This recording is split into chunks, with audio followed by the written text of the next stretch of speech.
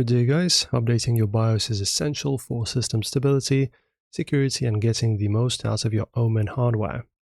So let's start updating. So before starting, plug your laptop into a power source or ensure your desktop won't lose power. If you use BitLocker, search for it in Windows and select Suspend Protection. Then press the Windows key and type system information and then hit enter.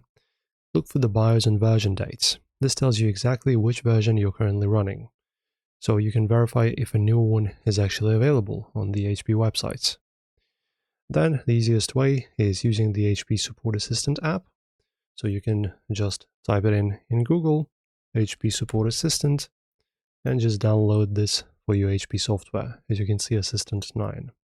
And then you open it and select your Omen device and click Updates.